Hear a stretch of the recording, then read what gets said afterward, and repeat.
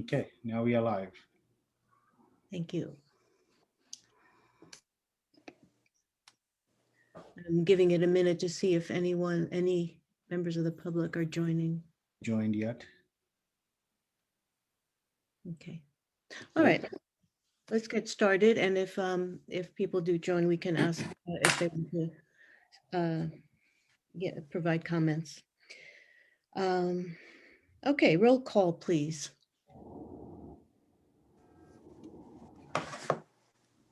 You You're muted. muted. Sarah, you're muted. There we go. Director Malik, Here. Director Anderson, Yes, Director Paul, Here. all committee members present. Okay. Are there any additions or corrections to the agenda? This packed agenda. All right, I hear none. So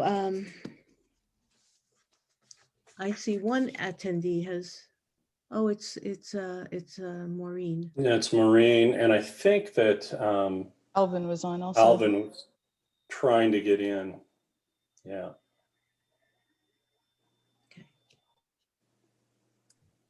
Okay, so let's proceed.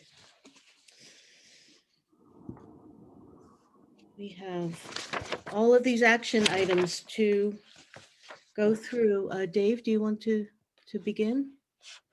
Well, the first one's pretty straightforward. That's the meeting minutes. Yes. So we'll just take a, Are there any corrections to the minutes? Okay, if not, I move that we adopt the minutes from the May 10th Administrative Committee meeting. Is there a second, Thank you. Roll call vote, please. Director Malik, Yes. Director Anderson, yes, Director Paul. Yes, Motion passes 3-0. thank you. All right, item 2 is considering temporary agency employee to assist with document scanning. yeah, Stephanie, you want to cover this one? Sure, I'd be happy to.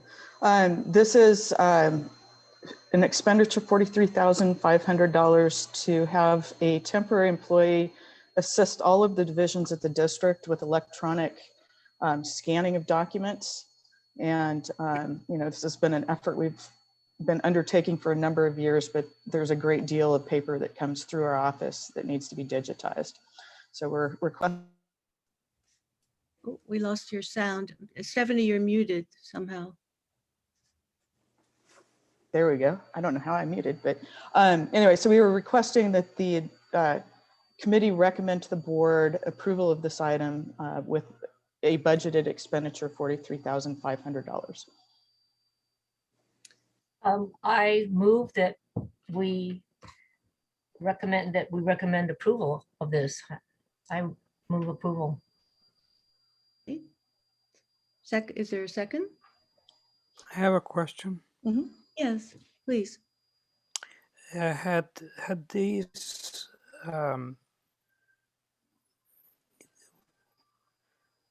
tasks been Sorry, have I'm in you a meeting used right now. have you used the same people ahead. before? Yes, actually, we've been contracting with a temp agency and have had the same employee working with us for a number of years, and Okay. he's extremely focused and extremely detail oriented. So it's Our been a very good conservation situation. office, I'll So transfer. how does this year's estimate compare to last year's? Last year, because we shut down, the temporary employee was laid off and has just been collecting unemployment in the meanwhile. So he's still available for us. How about the prior year? Suresh, I think it's been the same going back for quite a long time at It this has been point. the same amount, Director Malek. The universal staffing charges is about the same rate. They have not raised the prices for the last few years. Okay, great, thank you. So I second. Thank you. Okay. Roll call vote on that motion to to recommend to the board that, that we approve this expenditure.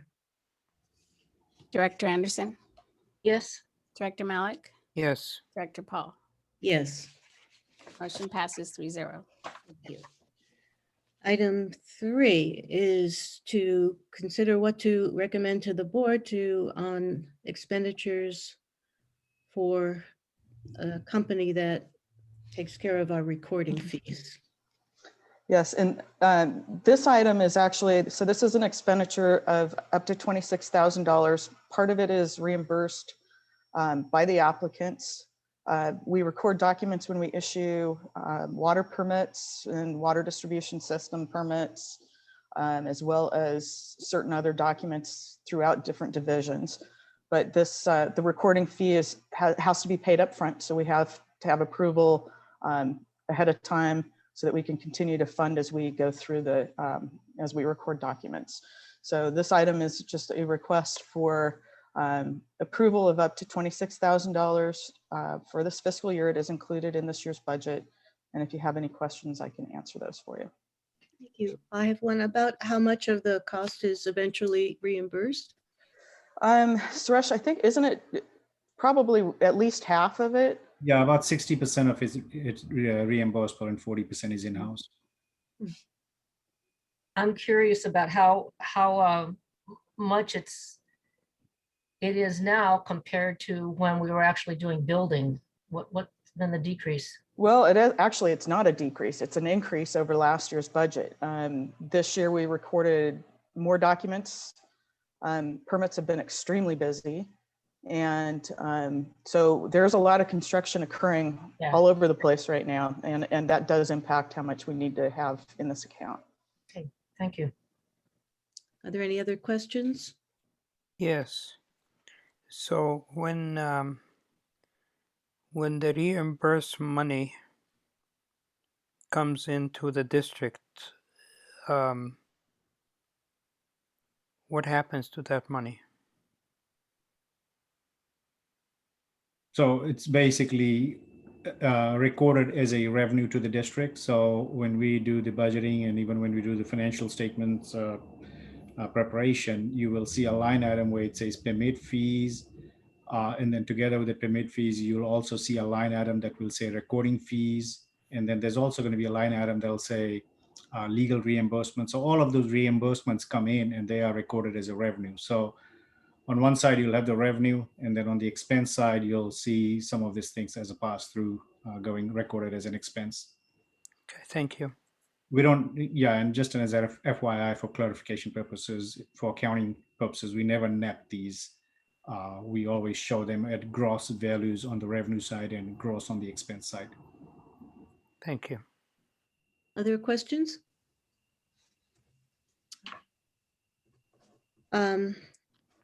Do we have a motion to what to do with this item? Yes, I move to approve this item. To recommend approval, I think you mean, right? That's what I mean. Yes. Sorry. To recommend approval to the board, since we're not the board here. That's right. Yes. I second the motion. Roll call, please. Director Malik, Yes, Director Anderson, Yes, Director Paul. Yes. Motion passes 3-0.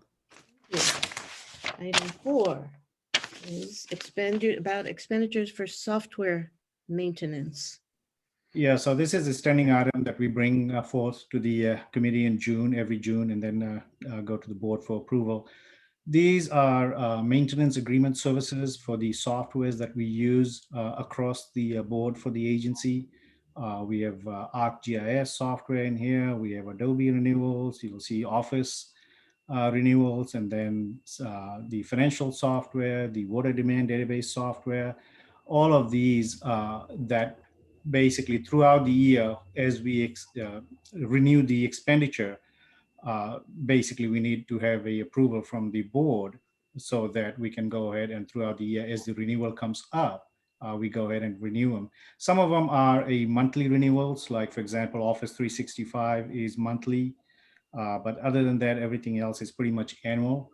Over the last few years, these prices have gone up anywhere from 3 to 5%, and that's a normal increase among software industries where the maintenance agreements, they put a CPI index price increase for the maintenance agreement. So all of these softwares are listed. If you have any specific question on any line item, I can help explain. But other than that, it's the total estimate is to be 140,500 for the year. Are there any questions from directors? It's the same question that I have since this is all new to me. Had these have historical occurrences? Correct. Any major change in budgeting of these items? No, Director Malek, the only thing you'd notice is basically some price increases.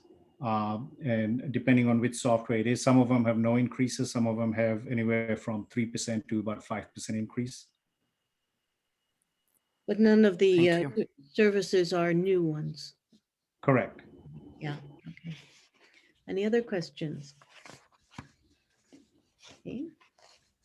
Well, I move that we recommend to the board to authorize this expenditure. Second, Thank you. Roll call, please. Director Malik, Yes. Director Paul, Yes. Director Anderson. yes, Motion passes 3-0. Okay, next we have an item about hardware purchase. Suresh? Yes, this is another heavy ticket item for information technology. Our software of actually IT vendor, Devira, has been managing our system for about 2 years, 2.5 years now. And they have been kind of like keeping tab on all of the equipment that we have and when they will need to be replaced. This specific item is to replace the file servers that we have in place. There are 4 of them right now. About 6-7 years ago, we had about 7 of the physical servers, and we've been kind of like gradually changing the architecture and kind of like beefing it up so it doesn't require that many servers. So from 7, you can imagine 7 years ago, we're down to about 4 now. This specific item replaces those 4 servers with 2 high-end file servers. So the way Devira has kind of like spec'd it out is basically these file servers, in the event something goes wrong with one file server, the other file server would be able to carry the entire load.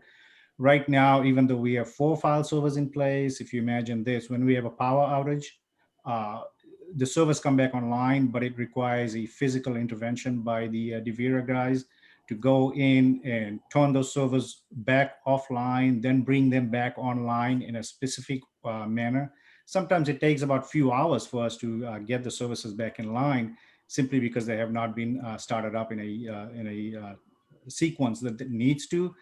Now what they have done, because we went to them and said, this is not acceptable and our servers are getting old too, in terms of replacing the servers, we want to make sure that in the event, because the most likely occurrence is power outage. In the event of a power outage, when servers come back online, we want to make sure that services are restored right away, immediately, without having to have any physical intervention. And so these high-powered servers will replace the 4 that we have in place. In the event one of them is down, the other one would be able to take the entire load. While both of them are running, they will be doing load sharing. And these are all going to host in virtual environment. Over the years, we have kind of like moved things around, like our Exchange. We no longer host the Exchange on site. That's out in the cloud. DocuWare server has been moved out in the cloud. There's another one that I can't remember right now that's also moved out in the cloud. But we have been shifting things around, and based on the needs that we have now, that's what they spec'd out. The 2 servers will cost us about approximately $60,000. That's including the implementation cost and buying any pertinent components. They may have to buy like a switch or something like that to put the servers in place. So this is to replace the hardware servers that we have. Like I said, again, replacing 4 physical servers with 2 servers. And that includes the setup and the That setup. includes the setup and everything, correct? So Please go ahead. question, do you have a backup generator of some sort, or you don't have something like that?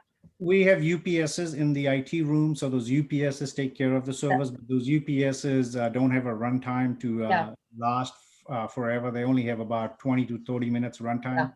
Yeah, In the budget, we have been carrying a line item for a backup generator, and we are kind of like still specking it out. And you'll see next week's budget presentation, that line item will still be there. We are still specking it out because we want to go the sustainability direction. So having solar panels and battery backups and all that. So Yeah. we'd like to use that as a backup as opposed to just putting a generator. Yeah. But the server room does have UPS. idea. Thank Well, you. Other questions from directors? I just make a comment that 5 to 8 years old for a server, that's a long time, right? It is a very long time, yes. We'd like to replace them between 4 to 5 years. So this is long overdue. Okay. Any other questions or comments from directors?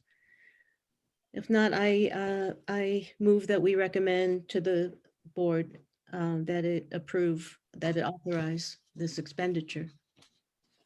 Is there a second? Second, Thank you, Director Miller. Roll call, please, Sarah. Director Anderson, Yes, Director Paul, Yes, Director Malik. yes. Motion passes 3-0. thank you. Item 6, laptops. So Suresh? this is again IT related. This is a new item that we are proposing. We've never done this before, but all of the workstations that we currently have in service right now, they all are on different operating platforms. Some of them are 4 years old, 3 years old. Some of them go as far as about 5 to 6 years old.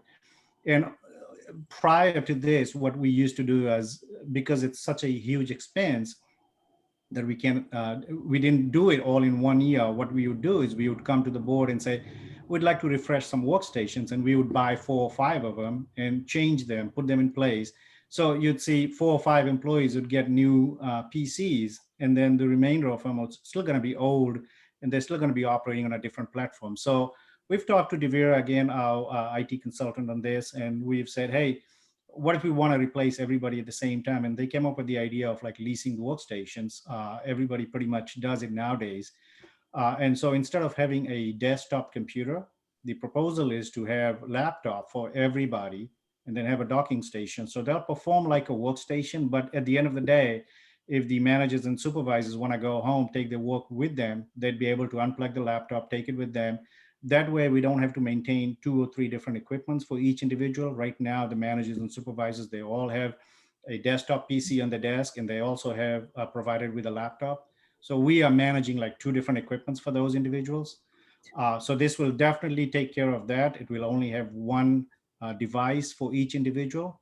And then this will also come in handy if we have a hybrid telecommuting policy going forward. I don't know which direction we will end up with, but if it does, the district does end up having a hybrid telecommuting policy, this will definitely come in handy and help with that policy as well, because then people will have their own device that they'll be able to take home and don't have to worry about using their own device or coming up with an additional device that the district has to provide. And also, when employees are working from home, the big risk that we are always facing and the IT vendor is always concerned about is because people are using their own equipment. And so we don't have any control on it. We don't have any kind of soft virus protection, any kind of malware protection. So that's really a big risk, huge potential gap for somebody to kind of like infiltrate the district's infrastructure. So this will definitely help with that as well, because this will be our equipment, all of the relevant virus protection, the up-to-date anti-spam software, all of those would be loaded and will serve the district in its needs. So this proposal is a $60,000 proposal, but this is not an all in 1 year, because this is a leasing program. it's going to be a commitment of a 4-year leasing program. So we are estimating about $15,000 a year. But again, this is based on 25 laptops. We may downsize or we may increase 1 or 2. This will still be, come within the $60,000 budget.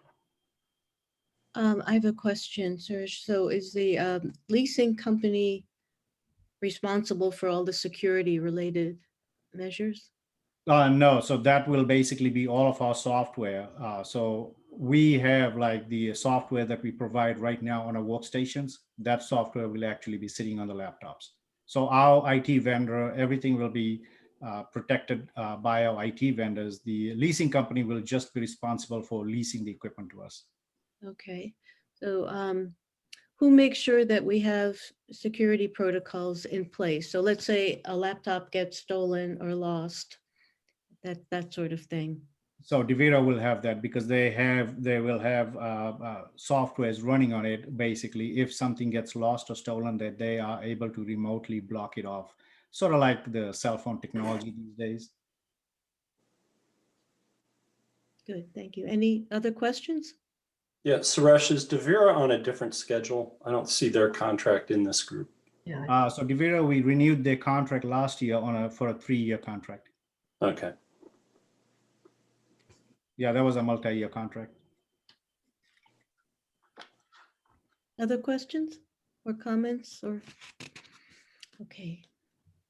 Well, then I move to recommend to the board that we authorize this expenditure. Do we have a second? second, Thank you. Sarah, can we do a roll call, please? Director Malik, Yes. Director Paul, Yes. Director Anderson. yes, I forgot to mention, we are not opening this to the public. So should we give the public a chance on all of the items that we take in action? Do we need to do this item by item? Yes, you do. All right, thank you. And thank you for that reminder, Suresh. So if there's a member of the public that wishes to comment on any of the items that we have voted on so far, other than the minutes, you may do so. You're invited to do so. And going forward, you'll have an opportunity to comment as we consider each action item. So is there any member of the public that wants to comment now, address the committee on any of the items we've considered so far?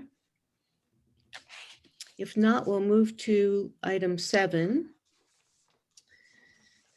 which involves services, management and admin services.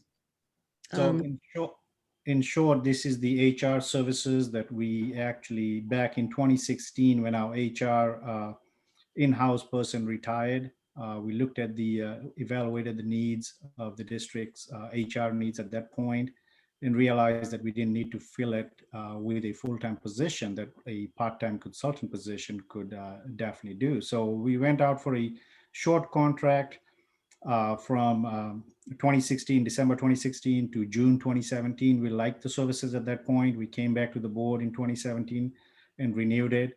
And as you can see in my staff note, I've kind of like done the historical recap that every year we've been renewing this contract. And so the existing contract that we have in place is going to expire on June 30th.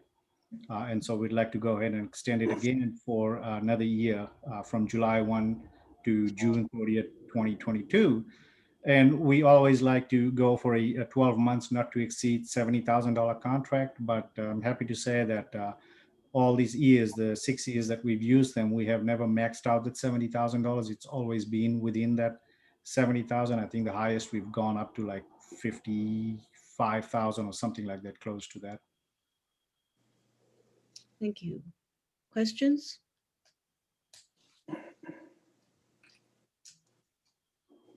Okay. Is there a member of the public that wishes to address the committee about this item?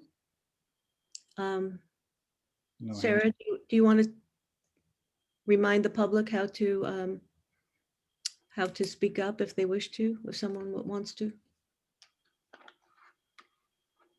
If you wish to speak on any of the items, please raise your hand.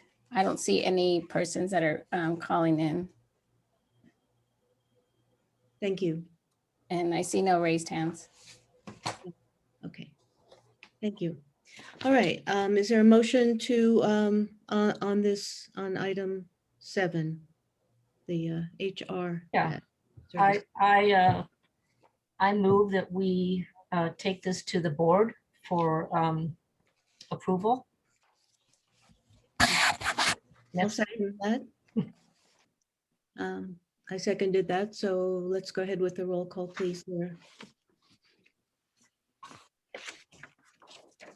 Director Malik, Yes.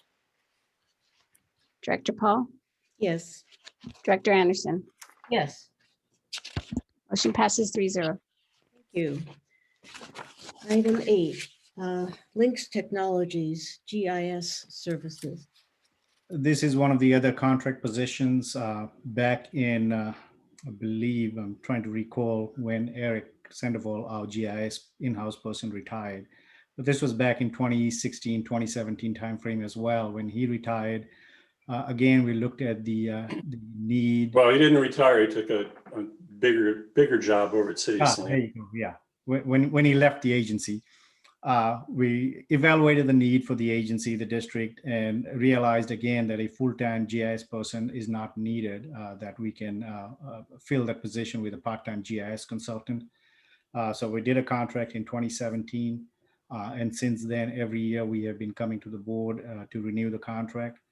The contract is for a $35,000 service contract. And again, this will be from July 1 year to June 30th, 2022. And again, over the 5 years that we've utilized them, he has never maxed out the $35,000. It's always well within that number. So that's why we've kept that $35,000 contract number. Thank you. Any questions about this recommendation, this item? Are there any members of the public that wish to speak on this item? I see no raised hands. Okay, thank you. Then I move that we recommend that the board approve this agreement for GIS services. Is there a second? second, Thank you. Sarah, can we do the roll call vote, please? Director Malik, Yep. Director Anderson, yes, Director Paul. Yes, Motion passes 3-0. thank you. Item 9 is information IT services. Well, Stephanie, this is yours. Yeah, no, this is funds for the CoreLogic Information Systems, which is a program that the Water Demand Division and the well people use to access information about property ownership, information about location of parcels, legal documents related to our own recordation of deed restrictions. And we purchased an annual, we have an annual, actually it's a renewable contract that just continues in time. It's $14,000 a year. And so we're asking for the administrative committee's authorization or support to send this to the board for continued funding. thank you, Stephanie, and I misspoke. This, of course, is not. It's okay. Any questions about this item?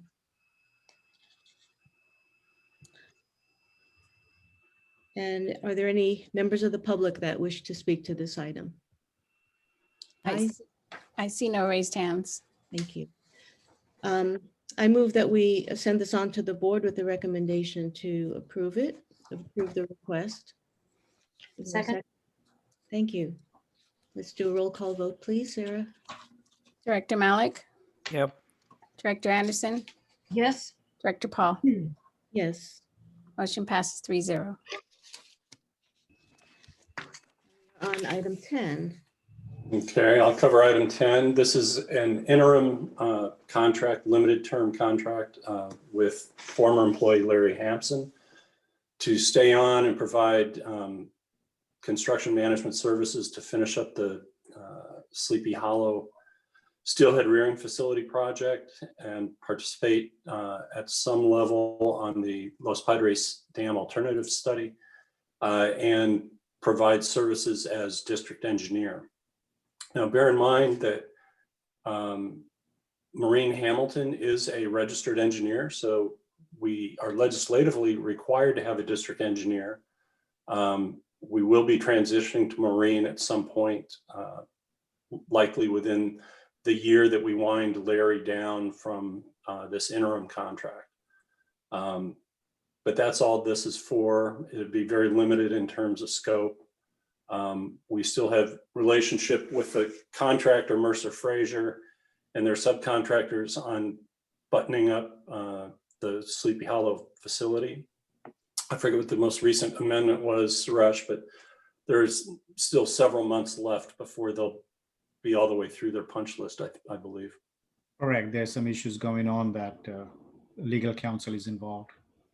Yeah.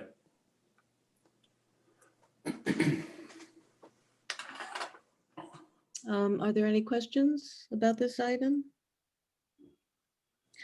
I didn't quite follow the what you were saying about the requirement that the district have a district engineer. And Yeah, so we actually have a requirement to have a registered professional engineer on our staff as the district engineer. And typically there's been additional compensation that has come with that. Larry inherited it from his predecessor, Andy Bell. But oddly, you know, we've got professionally registered hydrogeologists, but we've typically only had about one professional engineer on staff. One of the requirements of the water resources engineer position was that Maureen Hamilton completely change over her professional registration. She'd been doing petroleum engineering, got her master's in water resources, and she became a registered civil engineer while grinding it out here at the district. So she's really where that position will be going. She was recently promoted to senior water resources engineer just several months ago, beginning of the year. So Larry, originally this contract, of course, is a year old, so he filled that role so that we were compliant with our requirements. But as I said, we'll be moving away from that at some point. And he really does need to retire. Retired people should retire. I agree with that. Thank you for that explanation, Dave. Are there other questions? I move to recommend approval by the board. Thank you. I'll second that. And any comments from the public? Any member of the public wish to say anything about this item? I see no raised hands. Okay, let's do a roll call, please, then. Director Anderson, Yes. Director Paul, Yes, Director Malik. Yep. Motion passes 3-0. good. Thank you. Item 11, an executive assistant. Yep, item 11 is very similar to item 10. Arlene Tavani retired. We kept her on a limited term basis to provide training to Joelle, who's taken like a fish to water. So I foresee Arlene's time is really transitioning to zero in the next few months. She's really only logged, 4 to 6 hours in a pay period recently anyway.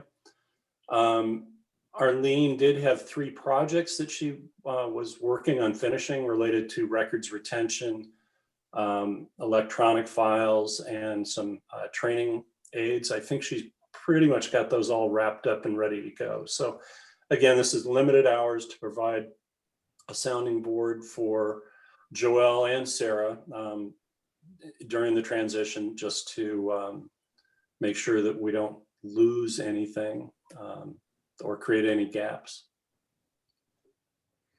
Thank you. Good It's memory. institutional knowledge. You Very can't smart. don't dilute it. Important. Any questions or comments from directors? All right, I move that we recommend to the board that it authorize funds for the executive assistant. Second, Thank you. And the member of the public, any member of the public want to say something about this item? If so, please raise your hand. I see no raised hands. Thank you. Then let's go on to a roll call vote, please. Director Malik, Yes. Director Paul, Yes, Director Anderson. yes. Motion passes 3-0. thank you. Item 12 is TMD Creative. And Steph? yes, thank you. This is a request for approval of the contract for TMD Creative to continue public outreach services for fiscal year 21 to 22. A lot of what has been proposed in the document that is shown as Exhibit 12A were items that were discussed between TMD and our Public Outreach Committee in response to the strategic planning objectives that the board came up with earlier this year. And so things, and I kind of highlighted these in the staff report that were items, actually thought I had put them in the staff report. Oh yeah, direct mailings, conducting 2 constituent surveys, working on our email list development and our monthly branding ads, and then communicating the board's activities to the public and being responsive to the public. So these items are all included in the proposal attached to the packet. The monthly retainer proposed for this fiscal year is $4,250 per month. There's also additional funding in our public outreach account to pay for things like printing and mailing and copying and any other outside expenses that would not be covered under the retainer.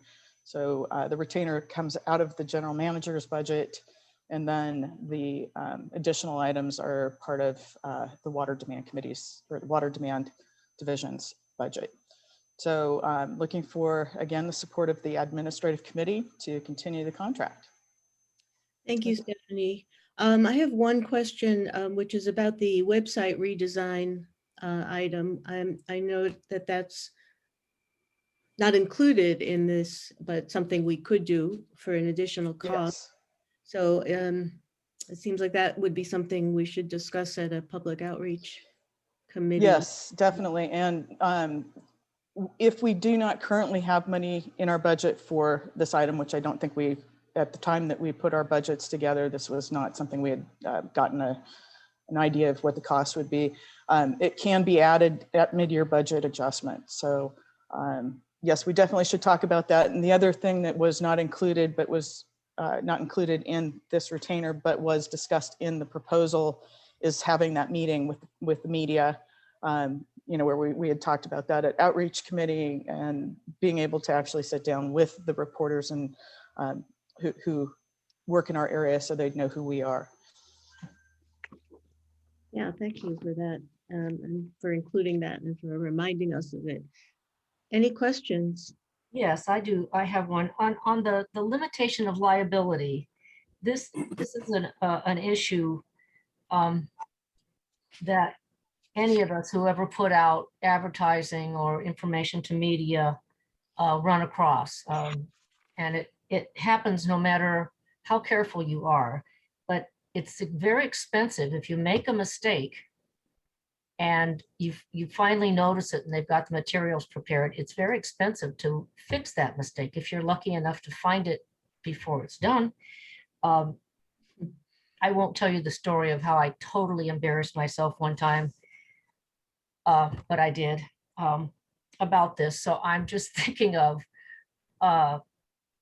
we should have a plan for a number of people to be able to proof things that are going to go out.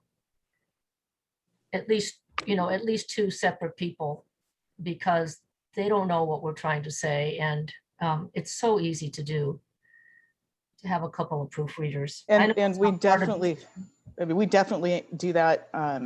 You know, nothing goes out without having been scrutinized, at least by my eyes, and often with Dave as the second eye set. So Okay, so we And can we- blame it on you. Okay. We can discuss this further at the Public Outreach Yeah. Committee to make sure we've got Yeah. guardrails. Yeah, it costs a lot to fix it. if you don't- Yeah, plus Yeah. there's the embarrassment factor. Any other questions? Okay, is there anyone, any member of the public want to say something about this item? If so, raise your hand. I see no raised hands, Director. Thank you. Well, then I move to send this on to the board with recommendation to approve the contract. Second, Okay, let's go to a roll call vote. Director Malik, Yeah. Director Paul, Yes, Director Anderson. yes. Motion passes 3-0. very good. 13, thank you, Stephanie, for that. Item 13, field positions. Yes, give Reed Thomas. Yeah, this is item 13, authorize funds to contract for limited term field positions. These are really related mostly to the district's fish rescue operations and the operation of the Sleepy Hollow steelhead rearing facility. We have a long history of hiring temporary employees to help rescue the fish out of the river. An ideal crew is up to 5 people, where we have people that are carrying buckets with live young of the year steelhead up to the truck, up the stream banks, and sometimes, quite a ways away from roads or areas where we can park a vehicle. It also helps us with work related to the weir that happens in the wintertime, which is, checking the weir on weekends and helping permanent staff tag fish and move fish from the trap and upstream of the weir. It's also for people that help at the Sleepy Hollow steelhead rearing facility with helping feed the young of the year steelhead and to monitor and carry out tasks during the weekend. And so with that, I'll take any questions. But anyway, yeah, basically fisheries aids and a possible water resource assistant here and there, if that is a need on the district's part. thank you, Thomas. Well, I have a question about the, how do we fill these positions? How do we recruit? Who do we find to fill these positions? And the reason I'm asking is just because it seems like that is a job opportunity for some members of the community. And I just want, and these are job opportunities for some people, and I'm wondering how we get the word out and recruit. Yeah. They're often posted on the district website as well as at CSUMB. And so, we have staff and we know people out in the community too that express interest, and we let them know that, possible job openings would be coming, and that to check the district website often, and also check in with CSUMB postings as well. So it's possible for students to fill some of these positions? Yes, in and terms it's of, almost always students, either from CSUMB or from MPC or Cal Poly or UC Santa Cruz that typically are interested in these positions. do we do any outreach to anywhere in Salinas? I think the way that would happen is through, sometimes it gets posted on the larger government websites. I can't remember what the human resource, I'm not sure if it was called Indeed or Government Jobs. They sometimes have been posted out there as well. Yeah, it's on the CalOps site. If time permits, then we can definitely post them on the CalOps. But there are some times where Thomas needs them on a short span of time, and we don't have that time luxury to advertise on CalApps, then it only goes on our website and to the local schools. Well, I realize it's a longer commute from Salinas and some of these other places closer in, but still, I'd just like to say it'd be good to do what we can to get the word out in case there are people who might want the opportunity. Can I ask how long that we've paid this particular hourly rate? This How is lo- a new proposed hourly rate. We have been down at $14 an hour for many years. And Okay. I felt after seeing what other comparable jobs were paying that it needed to kind of be a little bit of a boost to be competitive. Most of the people that apply are either in their final years of a Bachelor's of Science program, or we've even had lots of Masters of students work for us as Mhm. well. Thank you. Other questions? Or comments? Okay, is there any member of the public that would like to speak to this item? If so, please raise your hand. I see no raised hands. Thank you. All right, I move we send this on to the board with a recommendation to authorize the funds. Second, Thank you. Let's do a vote, please. Director Malik, Yes. Director Paul, Yes. Director Anderson. yes. Motion passes 3-0. Thank you.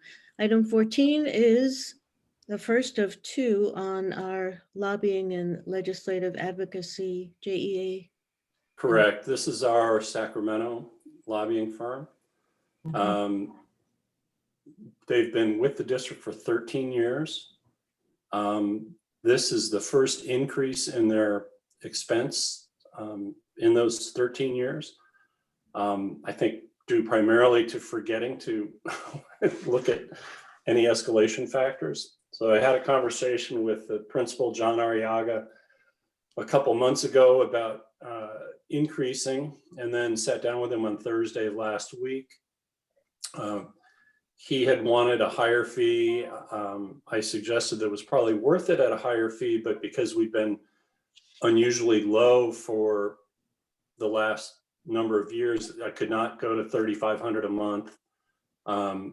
That's why we agreed to $3,200 per month as a compromise. And that represents approximately $8,400 for the entire year of an increase. We still believe we get value out of having representation in Sacramento, but I believe that the Legislative Advocacy Committee should kind of annually rethink whether that's necessary. John has sat on a UC Santa Cruz board with our new Senator, John Laird, and they have a relationship. And John's partner, Lori Johnson, has some longstanding relationships in Sacramento. So they've done very well for us. We just haven't, I would say this past year, both with COVID and we haven't had any legislative interests, but we've shifted our focus more to the departments, you know, such as housing and community services and so forth. So we do get value there, and this is the recommendation, an amount not to exceed $43,400. Any questions? I answered mine. Okay. Is there any member of the public that wishes to say something to the committee about this item? If so, raise your hand, please.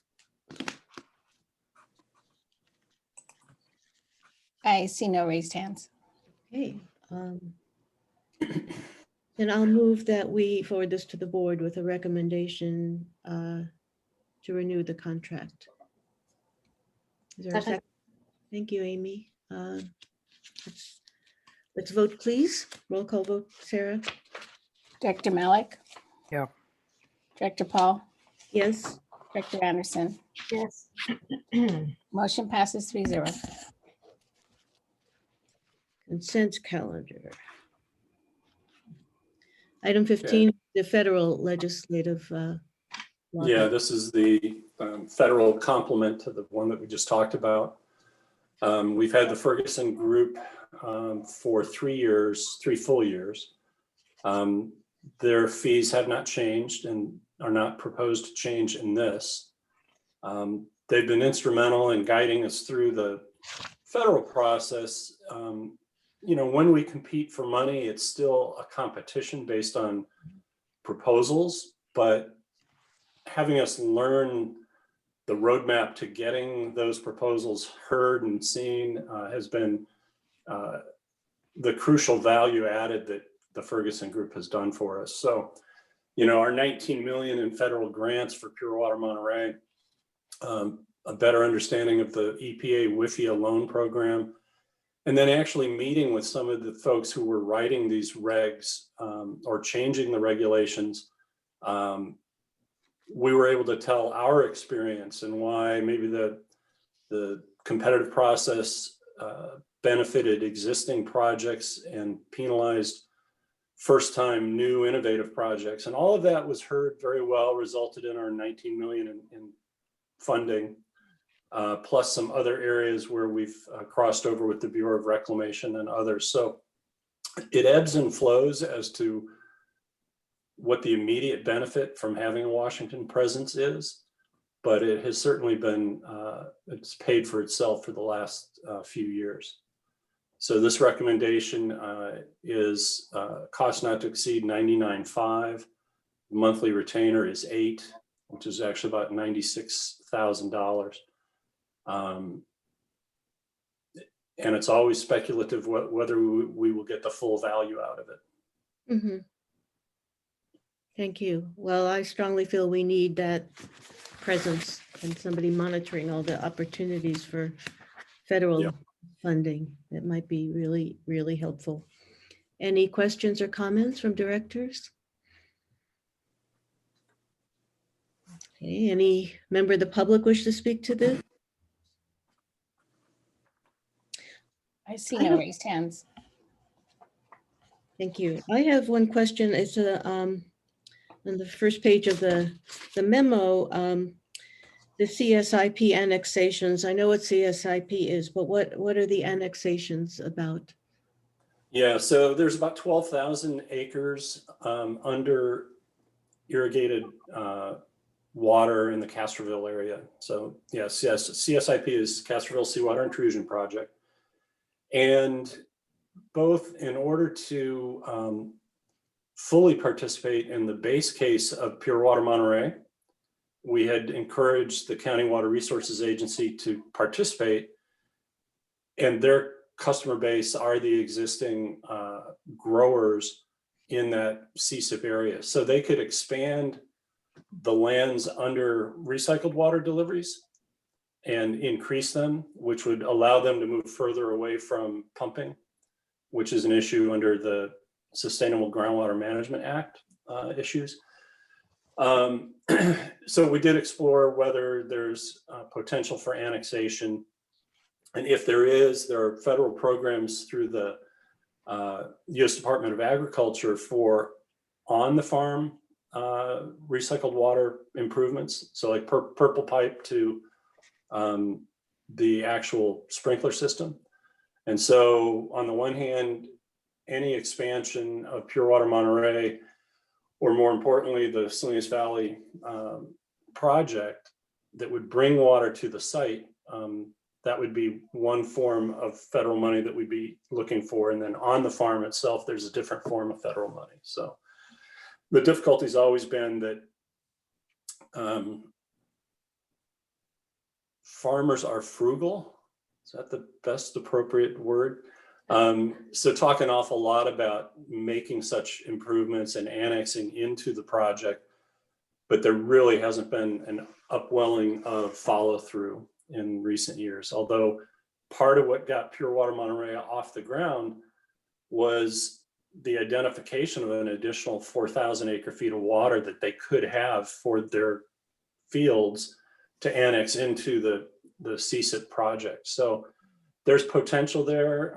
They haven't fully backed out. They've just been a little coy about wanting to pony up any dollars for project capital costs. Thank you. Yeah. Are there other questions about the Ferguson Group contract? All right. Have we asked the public if there's any public comment on this? I don't think so. We did, and I see no raised hands. Thank you. Okay, well, I move we send this on to the board with a recommendation for approval. Second. Thank you. And let's have a vote, please. Director Anderson, Yes, Director Paul, Yes. Director Malik. Yes. Motion passes 3-0. Thank you. May I say something, Of course, please? Director Malik. I am having a difficulty to appear to be a rubber stamp. Yeah. First of all, I'm a very frugal person, and I hate to be spending money. This not being my money adds an additional level of my concern, and have not seen the budgets in the past makes me also very concerned. But for the same token, I rely on the expertise and competency of staff as they recommend these expenditures, especially that they've been recurring expenditures, and you've had the same people do these tasks in the past. Is this a correct statement? Yeah, I think that's a very reasonable statement. We've got kind of three categories of expenditures that pop up every fiscal year like this. And I have reservations, just like we just talked about on items 14 and 15, where a lot of the payback is purely speculative, and it's great to have eyes and ears available in an area where we don't spend a lot of time. But you do have some contracts like this where you go, you know, what are we going to get in return? Then you have the contracts like the RGS and the GIS services.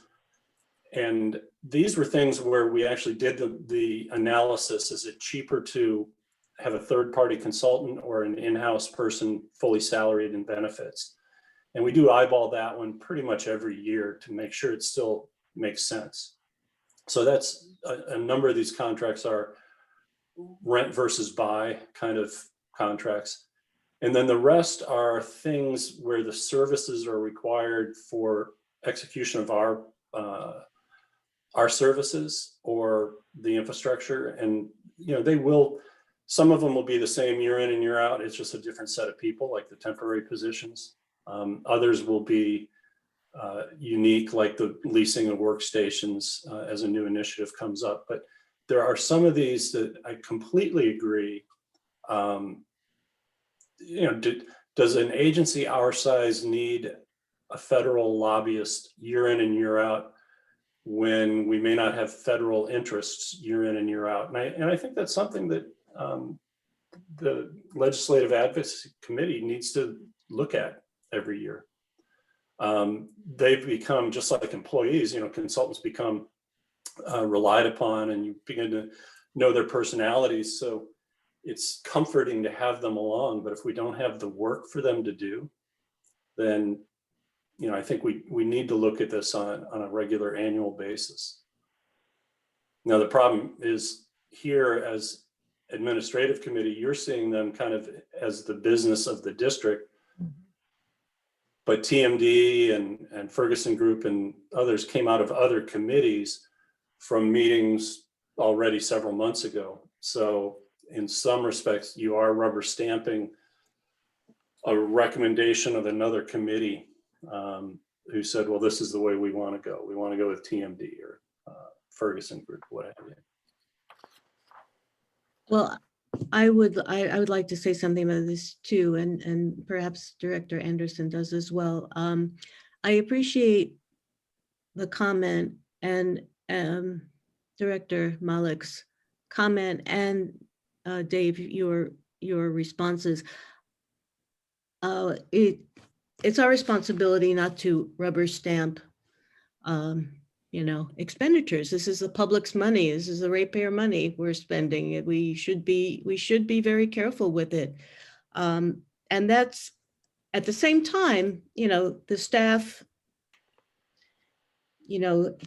has been working with these consultants and with these contracts and has been involved in choosing them. In some cases, they've worked with them for years. Yeah, we do rely very much on the staff's recommendation, but we also ask a lot of questions. I mean, for example, we've asked questions about the reasons for contract versus permanent employees. We've had several discussions about that Dave just touched on.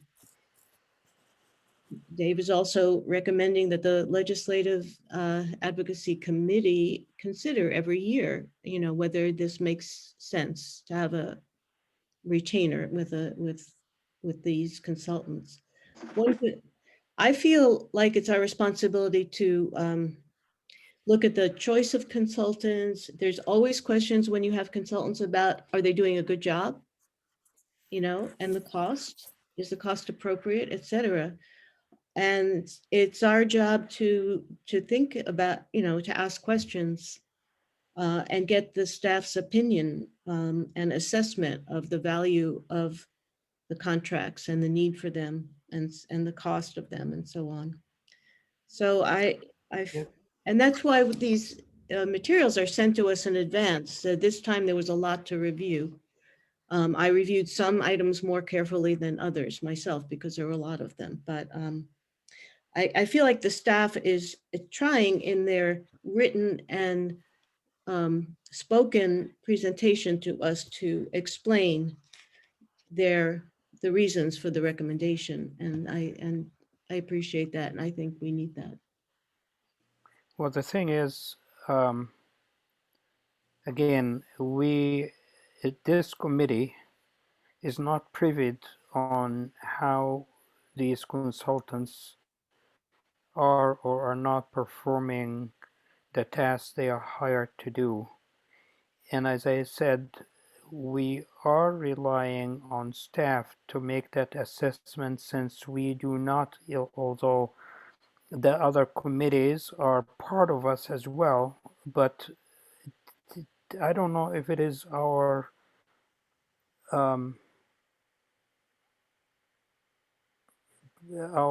privilege to question other committees' actions. You follow what I'm saying? Other committees' actions? Yes. In other words, can we go to the committee that votes for a lobbying group and ask them, why are you doing that? Okay, first of all, it's the full board that makes the decisions on all these contracts. The committees only decide whether what to recommend to the board, right? We're just recommending to the board. So all the board members have an opportunity to see this information and ask questions at the board meeting. And as far as speaking with the people on the Legislative Outreach Committee and the staff for that committee, sure, why not? As long as we observe the Brown Act restrictions, there's no silos for that information. If I may, this is David. You can always raise those questions at the time comes to the full board. That's what I was just going to say. You've got the opportunity here, so an administrative committee, is typically more numbers oriented, finance oriented, the business of the agency oriented. And if you saw something on here, you said, whoa, just hang on a second. They may, LegCom may like this lobbying firm because of the services it provides, but it seems an extraordinary amount of money. Let's pull this from consent at the board meeting and have a discussion. Or let's have a discussion and then direct legislative advocacy in the next cycle to look harder at whether we need these services. So there is an opportunity for that communication. But yeah, our committee assignments are less based on what people are into than other committees are. I mean, sometimes you get finance wonks on the business and budget committee, and you get the legislative policy people on leg advocacy. And, we created the water supply planning committee because we had a board member who strongly felt that we were giving water supply short shrift. And so sometimes the committees have the expertise and sometimes they don't. But you always have that feedback loop of, this one looks fishy, let's take it off consent and discuss it with the full board. Well, I appreciate Director Malik's original question about this. Having read through this weekend, I mean, at one point, I think I said at the beginning that I learned a whole lot about who's doing a lot of this work that needs to be done. So as a newcomer, it was very, very informative. But I also really appreciate the way that the staff writes the summaries and really helps us understand it. I would be hard pressed to understand a lot of this without the summaries. I still have some questions as we go through here, but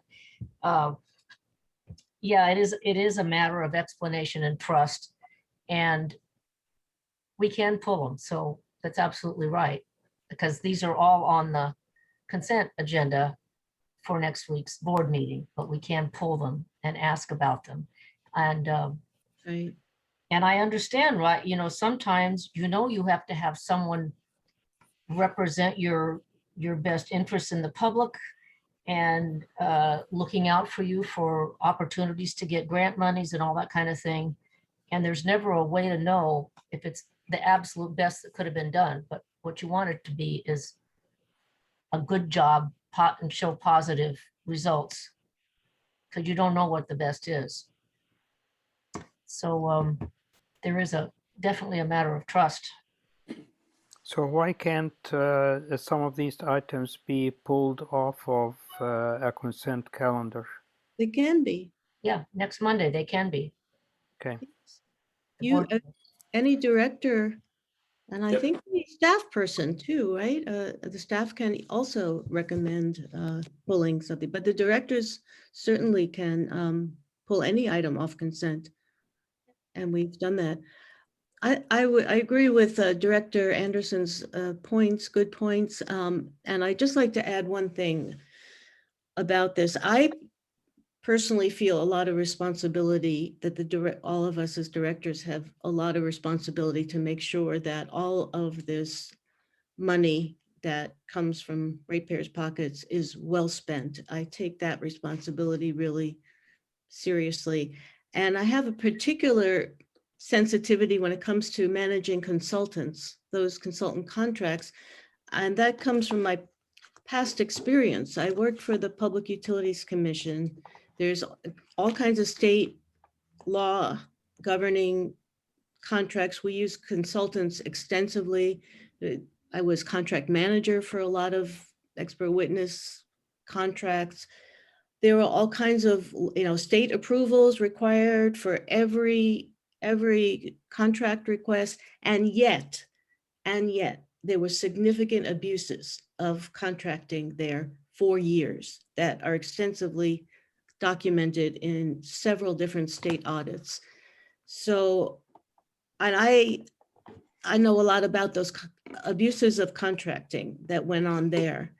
And because of that, and I have absolutely no reason to think that is happening here at the district, none whatsoever.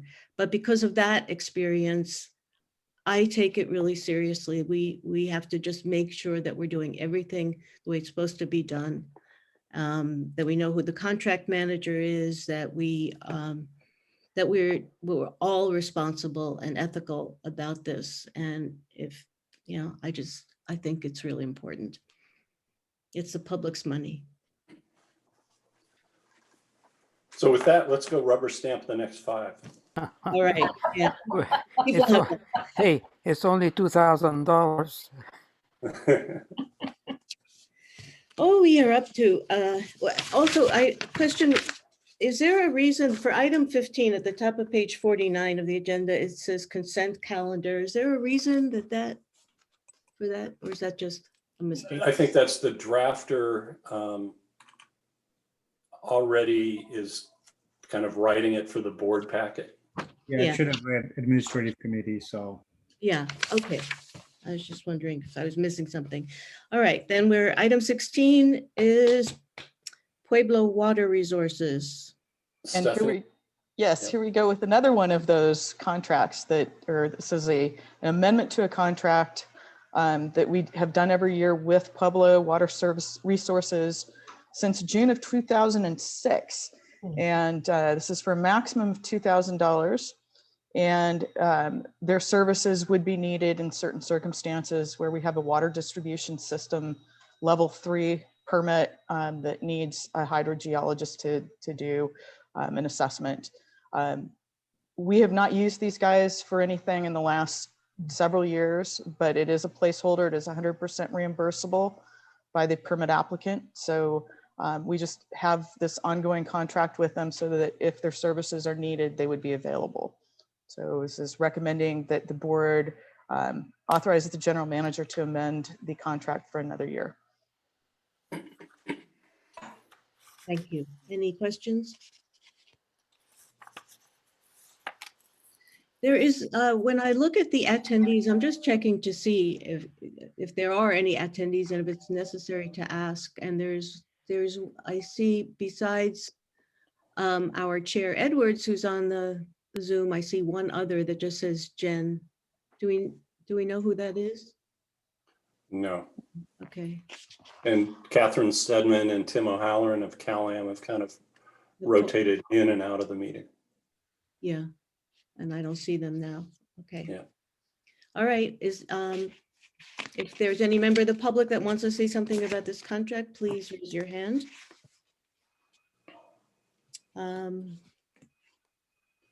I see no raised hands. Okay, I move to send this on to the board with the recommendation to approve it. Second, Second, thank you. Let's do a roll call vote, please. Director Malik, Yes. Director Paul, Yes. Director Anderson. yes. Motion passes 3-0. Okay, thank you. Item 17 is also Pueblo Water Resources. Yep, same firm, different purpose. John Lear. Yeah, thanks, Dave. The district and CalAm jointly operate our Carmel River ASR project, where the district holds and administrates the water rights and does the groundwater compliance with the regional board and with the Water Quality Control Board. And then CalAm holds the permits from Department of Drinking Water to produce water back out of the wells. The district district staff operate the valves and do the sampling for the compliance and do the reporting out to the respective agencies that require compliance reporting. Due to the nature of the program that is driven by Riverflow, it is not known the level of staffing that we will need each year going into it. And so this is handled through this contract for services with Pueblo Water Resources, to which if we get into a very wet year, we can utilize these firms and utilize their labor. And if we do not need their labor, we will not utilize their labor. They have a very specific skill set, as well as relationships with well drillers and the labs that we use, key people at CalAm, key people at the county. And so they can plug right in and out without having to spend any time spinning up. And it is, as in my staff note, a reimbursable charge through the ASR agreement with CalAm. So any monies we spend on this contract will be then billed back through CalAm through the reimbursement agreement. It's not free, and we realize that it is ratepayer money that's being reimbursed, but that is the payment mechanism of this contract. Thank you, John. Any questions? Okay. Any member of the public want to say anything about this item? I see no raised hands. Okay, well, I move to recommend to the board to approve this contract, authorize the contract. Is there a second? I second, and I hope we get to use the services. I hope it rains.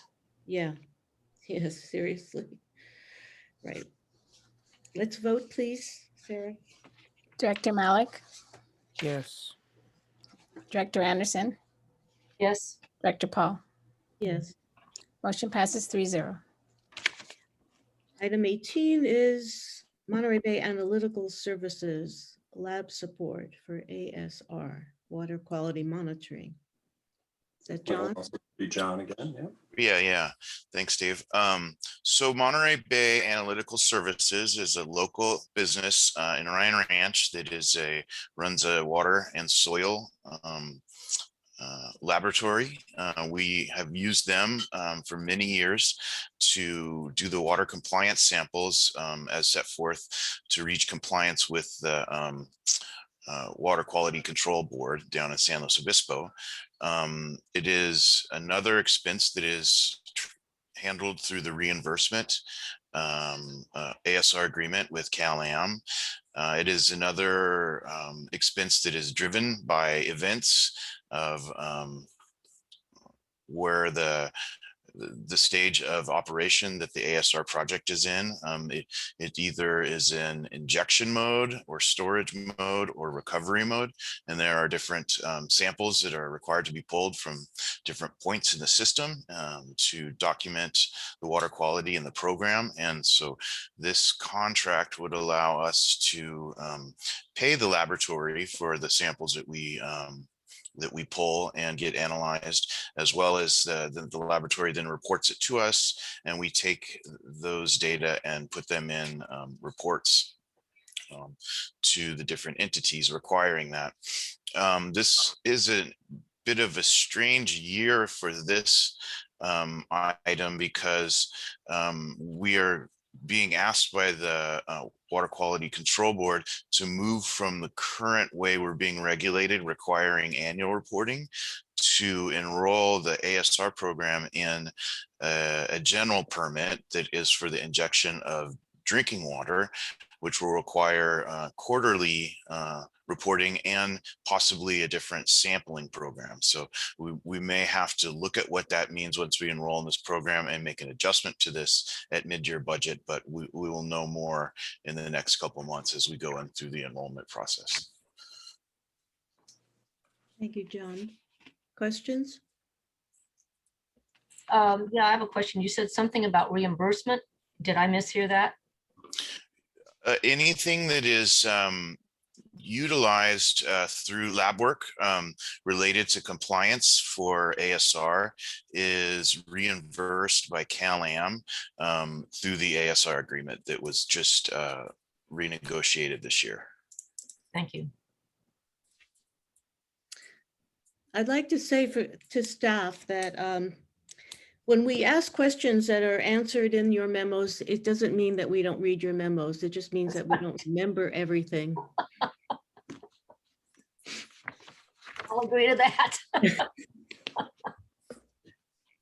Okay, any other questions, comments?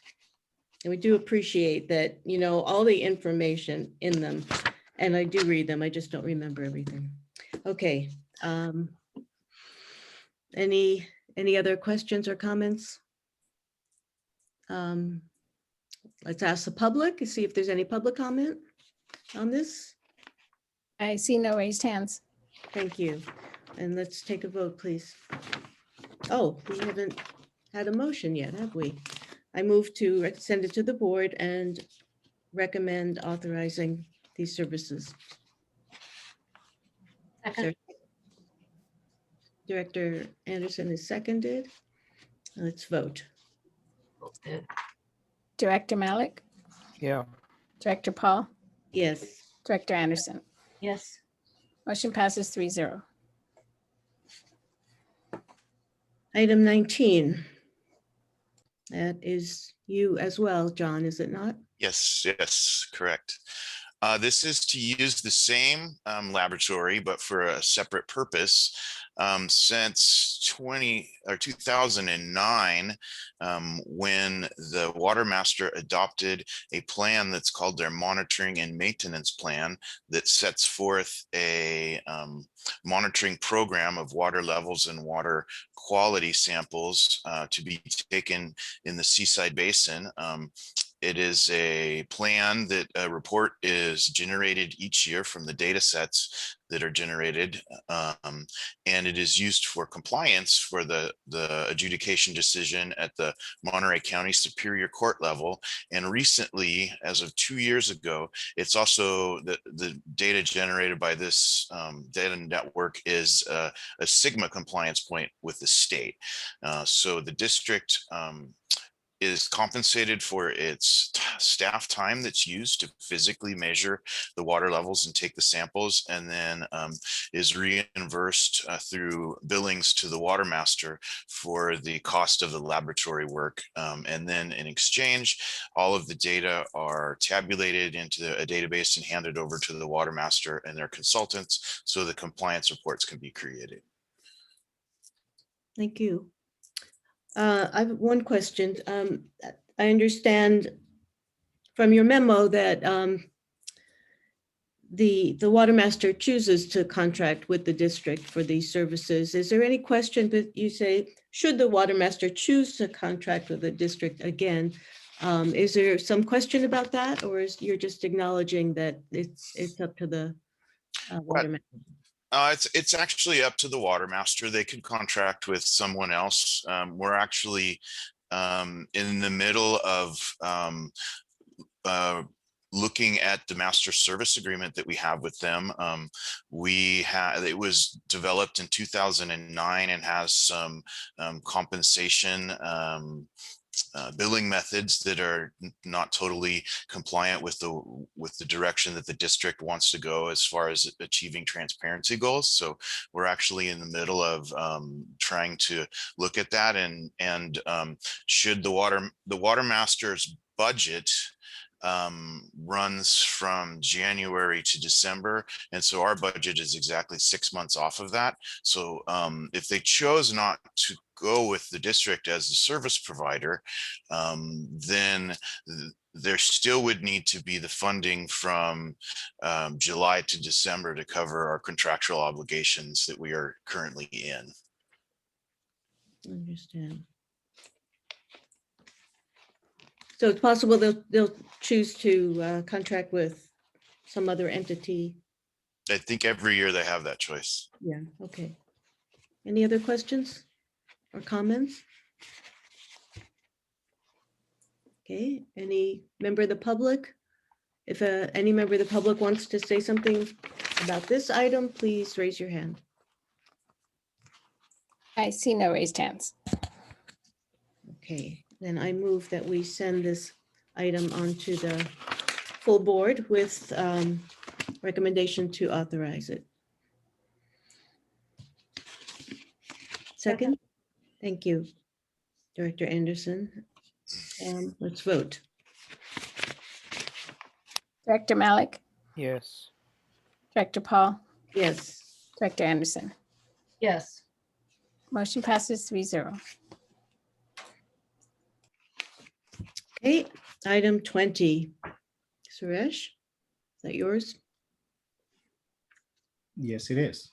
So back in 2012, when we implemented water supply charge following a Proposition 218 process, The evaluation we did was how do we collect the water supply charge? And basically there were two options. One of them was to either direct bill the customers, which means the district would have taken on the services, would have been very cost prohibitive to do that. The other option was to levy the charges on a property tax bill, just like a sewer agency does for their wastewater charges. And so that would have been 0.25% of the collected amount. In this case, we're talking about $3.4 million a year. So for a service fee of about $9,000, we would have been able to easily collect the water supply charge through the property tax bill. And so the board decided at that point in 2012 that yes, that's the option we want to go. And so this is the resolution that we need to adopt every year so that the Monterey County Tax Assessor's Office is able to collect the water supply charge for us every year. So we go in front of the board every year with this resolution asking it to be adopted so that we can forward it to the Monterey County Tax Assessor's Office and have that continuation of the collection of water supply charge. Thank you. Any questions?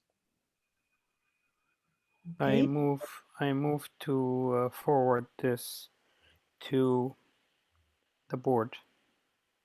I second that with a approval to recommend adoption. Is that your motion? Yes. Yes, okay, I second that. If any member of the public wishes to comment on this item, please raise your hand now. I see no raised hands. Okay, let's vote, please. Director Anderson, Yes, Director Malik, Yes. Director Paul, Yes, passes 3-0. May I say something here? please. Since the rest of these items do not require any funding, is it possible for me to check out of this meeting? Or is this gonna leave you in a bind? General Counsel, what do you suggest? I mean, we do have to vote on a few more items, even though. But none of them require any expenditure. These are recommendations to the board. Which- You have an opportunity to vote again at that time. Yeah, you can move a recommendation with 2 votes.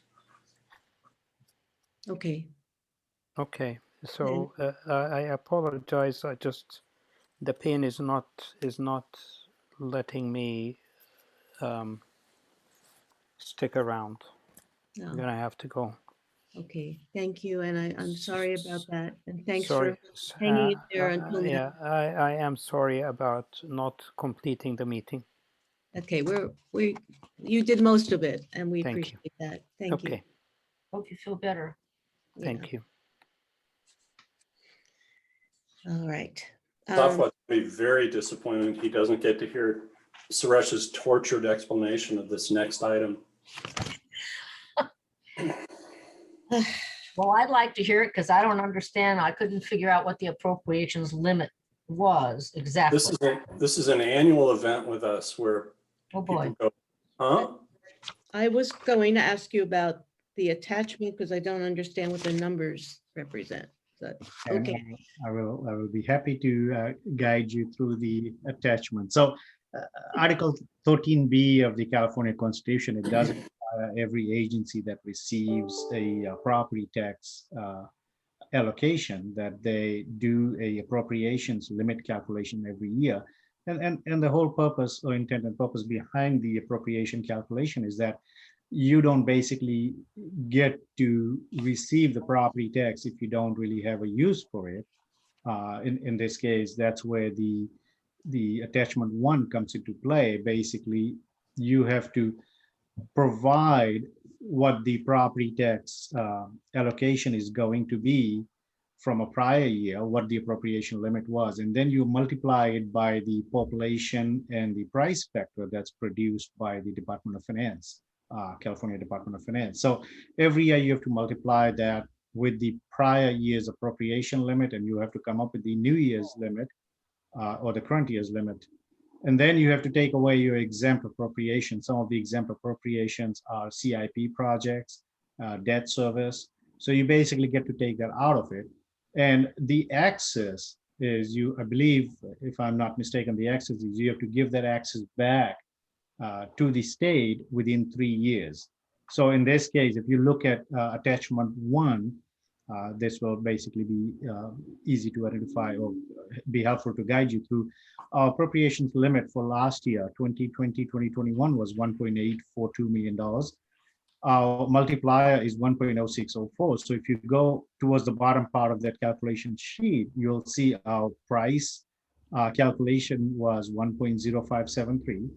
And then our population for Monterey County was 1.0029. And so the ratio of that change is 1.0604. And so basically you take that multiplier and you multiply it to the prior year's appropriations, you come up with 1.953. So what it basically means is that our property tax allocation should be 1.953. But if you look at our property tax itself for fiscal year 21-22, it's estimated to be $2.2 million. So if we did not have any exempt appropriation, then that means we are collecting about $200,000 more than what, based on the price factor adjustment over prior year, that it's calculated to be a little higher. But in this case, we have the exempt appropriations adding up to about $3.8 million. And the exempt appropriations are our CIP projects like the ASR project, like the deep injection well number 4 project, and then also our debt service for the Rabobank. So those all gets added up to the exempt appropriations. And you take that away from your current year property tax revenue collection. And that, by the way, the $2.2 million is a budgeted revenue number that is presented in 21-22 budget. So you take that away from your property tax budget number, and that should be what your subject to the limit should be, the appropriations limit. Well, in this case, it's a negative number. Why? Because our exemptions are higher than our estimated revenue.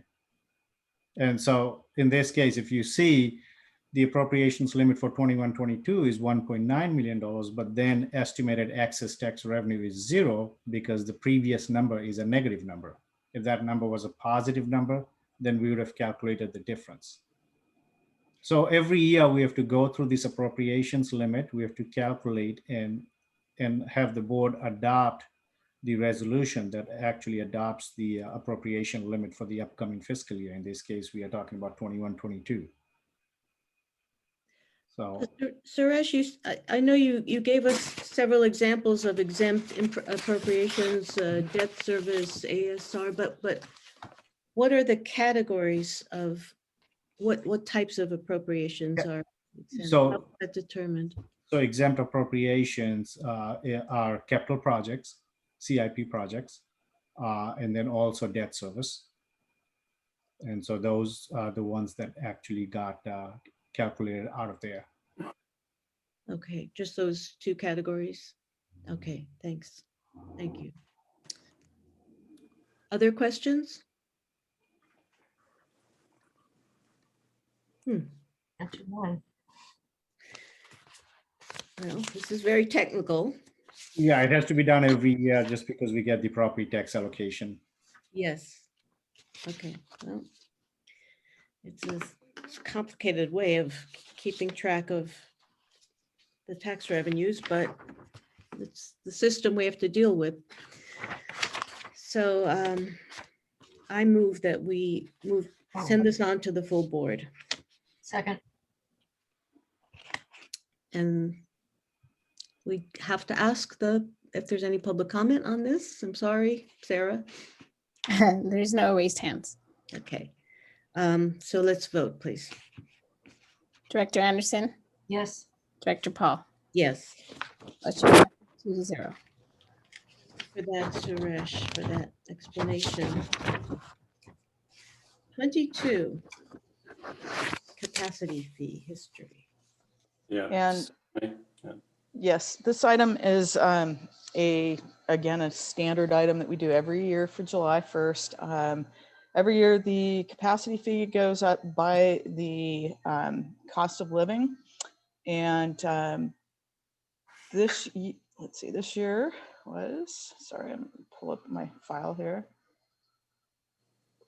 So the capacity fee this year will go up from $30,837 to $32,008, which broken into what are called fixture units for the residential permitting. It would be $320.08 per fixture unit. And this is updated annually by resolution of the board. And the recommendation is the administrative committee recommend the board adopt resolution 2021-08, updating the capacity fee history. Thank you, Stephanie. So when and how are these fees assessed and recovered? So anytime a water permit is issued, if they're adding water fixtures and not using a credit to offset the new use.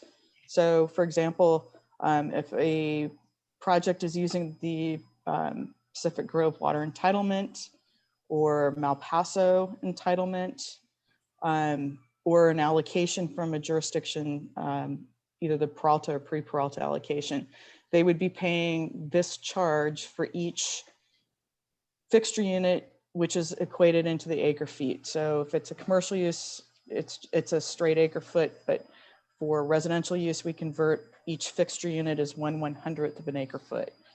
So that's the fee that they would pay. And I think Dave has mentioned that this may be a topic of discussion at some point coming up, because it's just been in place forever. And it may be appropriate to look at it in the future. Yeah, think of it as an impact fee. You're coming in with a home renovation or a new home. Your increase in the capacity to use water requires you to buy into the system. And so think of it as a connection charge, capacity fee. But yes, on a future water demand committee agenda, we will talk about whether it can be reduced somewhat. And, you know, we'll just have to see. But the idea is to recover a small portion of the capital costs incurred by the district. Yeah, of all the prior costs that previous users have been covering, this is your form of buy-in. Yeah. Madam Chair, if I could comment on this. Yeah. The cost of living increase is compelled by your rules and regulations. And what you are doing here is confirming the schedule, the chart that sets forth those amounts. So if the process would not call for you to do it by resolution, we'd have to come back to you by ordinance to change the rules and regulations. So you're recording this in your rules and regulations. The question as to whether or not there should be a reassessment of the fee, that's a different dialogue, and that, as Mr. Stoltz said, that can easily come back to you in the Water Demand Committee to initiate that discretionary review. I understand. Thank you for that. I still don't quite get it. So let's just start at the beginning, $10,623.20. What did that number represent? And all the numbers underneath it. That was the pro rata share of the water supply effort that was anticipated to be required to create the increment of water that was going to be connected and therefore accessed. For one connection. That's correct. For per acre foot of okay. water use that would be accessed. So when you got a new connection or an expansion, an expanded connection, expanded use, then that was the charge per acre foot. Okay. What you are looking at is just an arithmetic projection as to what is the cost of living applied to that original amount. And what Mr. Stolt was referencing is perhaps it may be timely to reassess what is the appropriate burden upon the system for new water. Yeah. Okay. Okay. Yeah, I can see what that would be quite different. So we understand. Different, as you said, different conversation as for another time. I understand. This is formulaic. Okay. I move to send this on to recommend to the board to adopt the resolution that Stephanie has presented. Second. I think we can go ahead and vote. I don't think there's anybody other than our chair. Right, I see no raised hands. Thank you. Okay, let's vote, please. Director Anderson, Yes. Director Paul. Yes, Motion passes 2-0. okay. I think we are really trying to get through this expeditiously, and thank especially to staff for your patience, because this is not the first time you all are doing this, I understand. All right, we are up to 23, Treasurer's Report. Yeah, real quickly, this is the treasurer's report for the month of April. We had checks in the amount of $1.2 million. Of that, $27,000 related to the conservation rebate account. Exhibit 23A, the actual treasurer's report, you can see we started the month beginning balance with $16.3 million. We ended the month with $19.2 million. During the month of April, we do get our second collection of the water supply charge and also the property tax. And so that's why you'll see a big number coming in terms of receipts. That actually increased our cash position for the month. But other than that, everything is kind of like categorized how we hold our liquid funds. And we are also reporting on the Pebble Beach reclamation project as a FYI item. And then Exhibit B, C, and D are the cash disbursement report, payroll report, and Exhibit D is the unaudited financial statement for the month of April. I have just a quick question on, and I think it's a simple one. On Exhibit D, the top line, the categories of the columns, that it says prior fiscal year. I'm assuming that's 1920 in that. Correct. So that is Okay. 19. Well, let me see. Yeah, 19.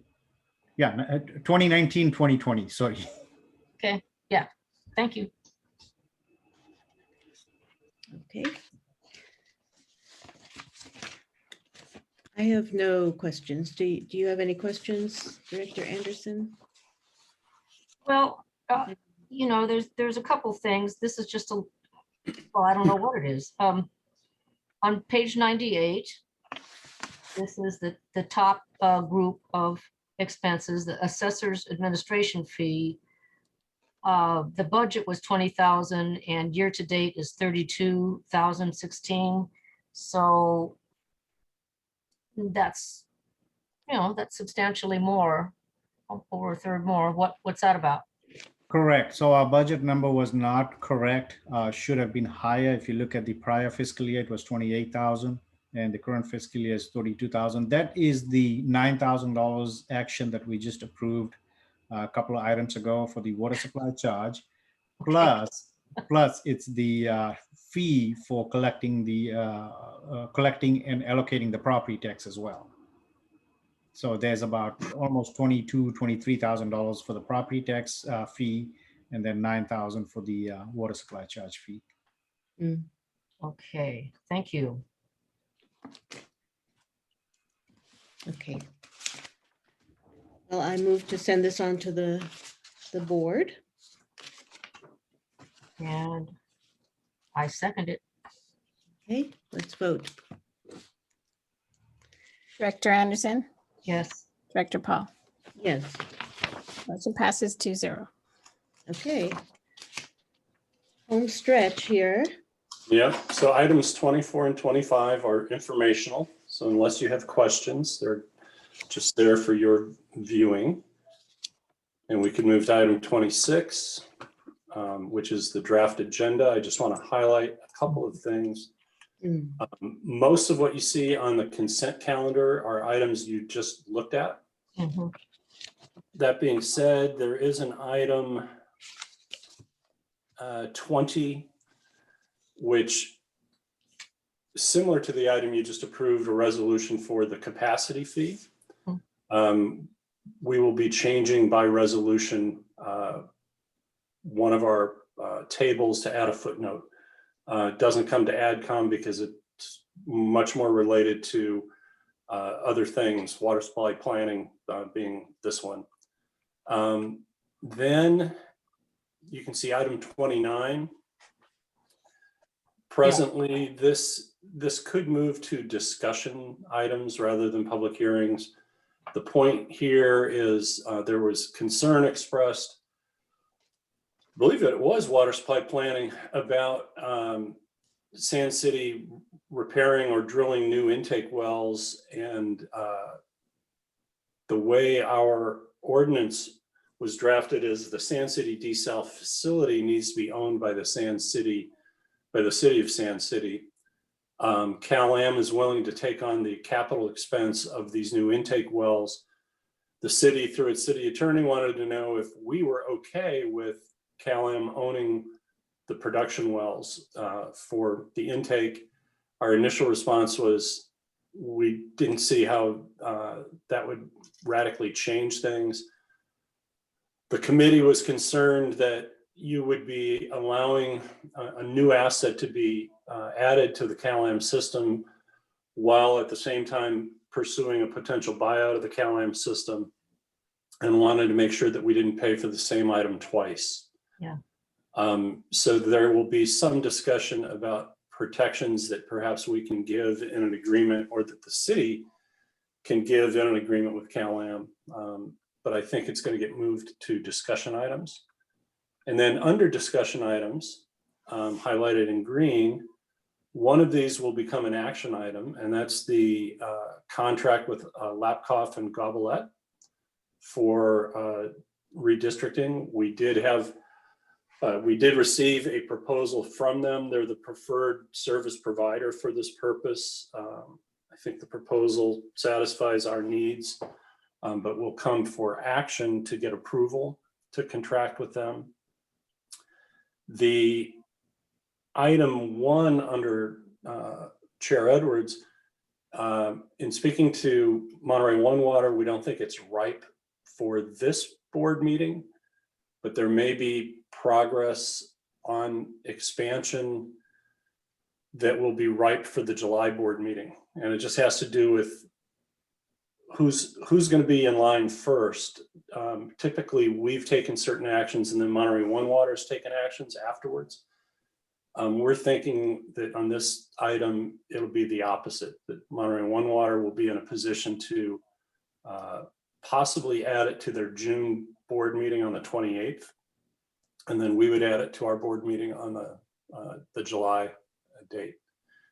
And then item 2 will probably be in here as a discussion item, and it has to do with the Fort Ord monitoring well that we didn't have a particular interest in restoring, but we offered to possibly participate, and we've been asked by the water master to consider financially participating in replacing that well.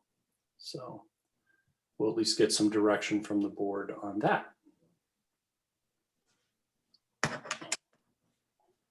Yeah, and excuse me, I didn't catch, what is Lapkoff and Gobelette?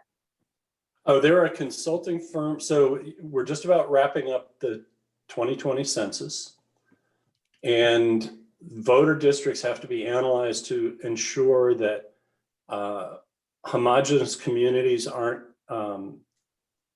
broken up, and that income stratification and ethnic diversity are maintained in a manner that, social justice is provided for equally. And so they will analyze the demographic information by voter district and recommend, if needed, what changes in the voter district would be. The League of Women Voters would love to participate. As of right now, we don't have any plans to have a public participation. If major changes in the boundary lines are required, then maybe we'll establish a subcommittee of the board with some public input. But we won't know that until we get there. It'll be a year-long process. There's a second piece of work that we didn't receive or actually ask for a proposal on.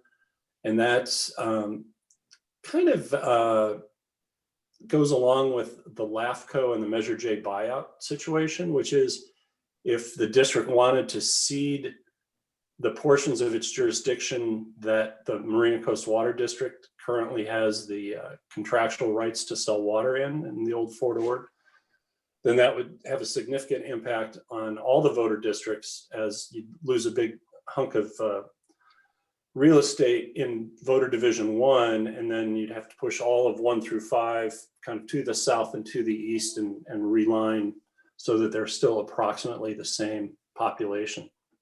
So that's something we will ask later this calendar year for a proposal from these demographers as well.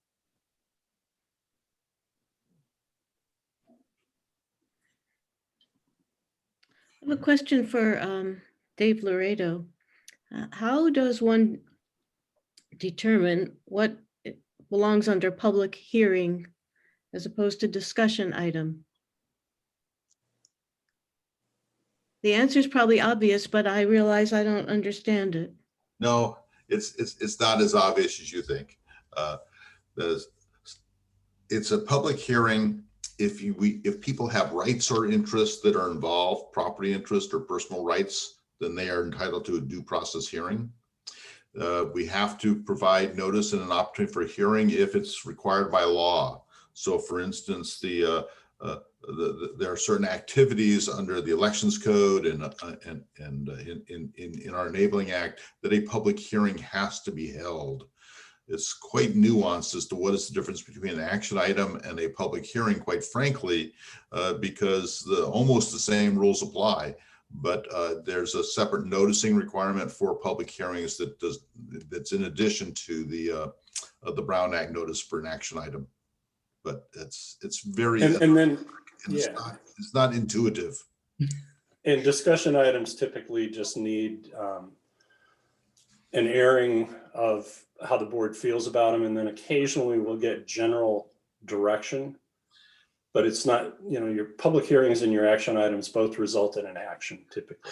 Or in the case of a first reading of an ordinance, it's a non-action, but it's signaling that there's an action coming with a second reading. Now, if you want to dive into the minutia,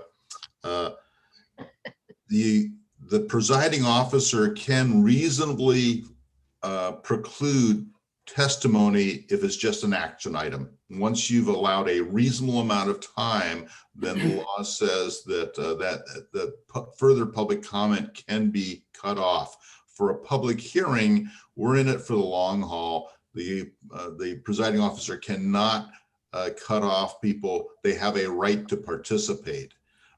Now, in reality and in actual practice, the presiding officer does not cut off individuals who wish to speak to action items either, but technically that's available. But for the public hearing, those who show up that want to speak have a right to speak. Subject to reasonable time limits? As long as it's fairly applied to all, yes. Okay, thank you. All right, do we have anything else that we need to address today? Well, I really thank you all for your patience and all your work.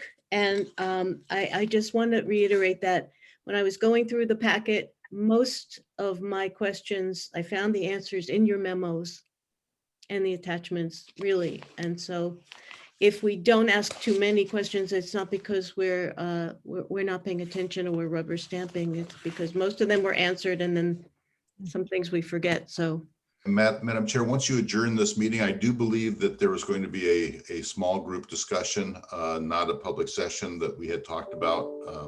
okay. Unless I'm mistaken, Mr. Stoll. Director Paul, I see Director Edwards' hand raised. Okay, so let's adjourn the meeting then, and then we can, the meeting is adjourned. And now we can. Yeah, thank you, Sarah. Everybody else can leave. I need the vice chair. Just need the vice chair and the general manager and Mr. Laredo. Hey. Hi. Don't worry, you will be, oh, she's gone.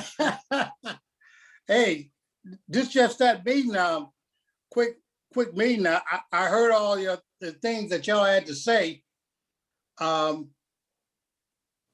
Laredo and General Manager, that letter from Tilly and Davy, how should we approach that? Yeah, I thought we were going to talk about that at a separate meeting, but Well, I catch you that. Hmm. Catch Yeah. you now, you know. And I'm sorry, I see that Mr. Christensen is still involved. Yeah, Thomas, you can drop off. And yeah, okay. Yeah. Again, you know, the short answer is you don't change your long-term assumptions based on a short-term issue. But yeah, are they trying to position themselves from keeping hope alive on the desal plant? Absolutely. Now, I'm imagining that they're not in current contact with Cal-Am to know that we're in negotiation on a water purchase agreement, and that you're going to end up with, you're more likely to end up with a Pure Water Monterey expansion than you are a desal plant, especially if you looked at the letter from Marina, City of Marina, to the Coastal Commission that just started circulating today about their notice of incomplete. So yeah, I don't know what to make of Tilly and Davy. I'm not really sure how big their forum really is at this point, but you know, I'll draft a response and send it around to the chair and vice chair and general counsel. And if we feel it's adequate, we'll just send it as correspondence. But I just don't see that they're in a position to really radically kind of upset the apple cart at this point. And these are discussions in progress on multiple levels. We have the informal discussions with Cal-Am on the water purchase agreement for the Pure Water expansion. We've got the complaint. We just found out during this hearing, during today's meeting, that the pre-hearing conference has now been set for July 8th. So, you know, before we know where the commission wants to go with the complaint, it's all speculative. Yeah. Okay, my big concern is whatever we answer Davy and Tilly with, we got to be able to, you know, justify that at the CPUC. So that's what I'm worried about. If you want to send them a little letter and say we're in the progress of doing all this stuff and trying to find out something, that's fine with me. I just don't want them, anything that we write them, being thrown back in our face. You said this, and we saying something else. So that's my big concern. Yeah, no, I hear you. And I think, you know, there's a variety of these letters. So the water master sent a letter saying, hey, we're really interested in protective water levels, but it seems that there's not enough water coming from Pure Water Monterey, and that only desal can do it. And we had just previously, I think a month ahead of that letter, showed the Water Supply Planning Committee how, in fact, Pure Water Monterey expansion could provide all the protective water levels. So, you know, these letters do have lives of their own that, you know, we almost have to kind of detect how important is what they're saying going to be in a staff recommendation or a hearing, you know, at the Coastal Commission or at the PUC, and how much, you know, exercise needs to be taken to actually counteract the letter. Sometimes saying nothing is just as effective, but well, this one needs an answer. Dave, I don't want to cut you off on that, but you're probably right on it. But what I like to see the district do is like protect the water levels, bring something to the full board so we can approve it, and then send it off to the Coastal Commission and whatever, like water supply and demand. if we got some for the Seaside Basin, let's set it up for the board so they can prove it. And we can send it to whoever, Coastal Commission, CPUC, and stump some of the stuff out officially. Mhm. So that's what that's my plan. You know, we need to, after budget, start doing that stuff. Desal ain't going away, and we shouldn't stop on desal. We should stump it out as much as we can. And doing these things, making things official from the board, send them to the Coastal Commission, send them to the PUC. That's making things official.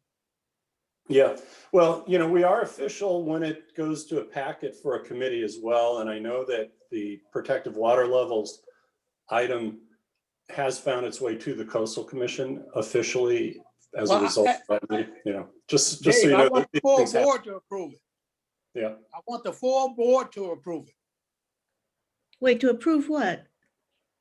Protect the levels for the Seaside Basin. yeah, and that's where, For the Seaside Basin. I Yeah, don't that's want, where I wanted to go water supply into the full board. yeah, I would hesitate on that because I don't think they're actually committed to a solution. And, you know, what we did was show that they could get the water that they need. But, you know, I don't think we want to, you know, give it the gravity of an adoption at the full board level, because I don't even think that we necessarily endorse the approach that the water master's taken. They haven't, you know, they've not looked at how much infrastructure is really needed, whether you can use existing injection facilities or there's additional investment that needs to be made. It's all right now just kind of an idea. And I don't think we want to commit Pure Water Monterey expansion to the idea, rather than simply say, hey, it could be used for that purpose. But, you know, we would rather have more control over that water while they're still kind of working out what they really want to do. Well, Dave, I don't want to go back through what we did on supply and demand to finally get the full board to approve. It went through one committee, and the way they attacked you and attacked it, they didn't stop until the full board, 7-member board member approved it. Now, I'm not backing off of that. Yeah, and they haven't stopped shooting holes at it anyway, but. That's right, but I want to give them something else to shoot holes at now. Now, if you don't think we ought to do it, you know, I disagree on that. I disagree. Everything that we do and it's going to the Coastal Commission should have the full board stamp behind it, not something that they're gonna pick. Oh, it just went through 3 people. I want everybody to know about these things, you know. So Yep. I got a problem with it, and I like you to put those things on the agenda so we can talk about it and publicly talk about it. So if they want to shoot holes at it, I know they're shooting holes at it, but I know I got 7 members of 7 communities behind me on that. No, I understand. It's just, you know, the Coastal Commission has not scheduled a hearing. And I think if they schedule a hearing, then we need to pull out all of our stops. But if they don't schedule a hearing, then the biggest game in town right now is our negotiation with Cal-Am, Monterey One Water. I know it, but they still working on that desal plan. So why not send something up there? Every time they mention desal, we ought to send a piece of paper someplace. Well, okay.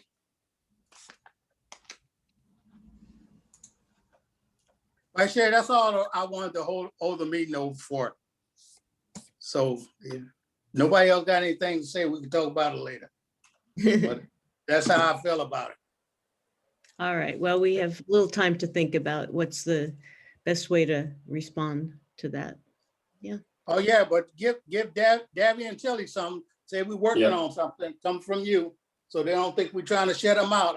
I don't know why we're getting dragged along. So. Well, I just want to have our responses to their questions formulated, so if and when we need to pull them out, we've got them ready. I mean.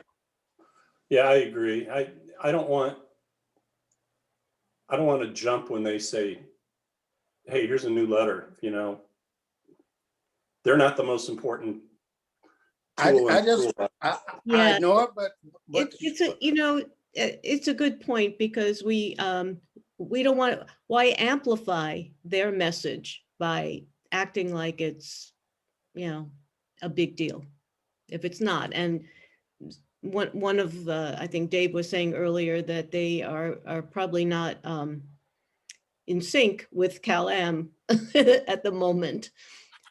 So, you know, maybe it could be safely ignored, but I think we should have answers to those Oh, no, questions yeah, ready. that- because- no, I agree. We'll But- have but- the, Yeah, and they could be used in a low-key way that doesn't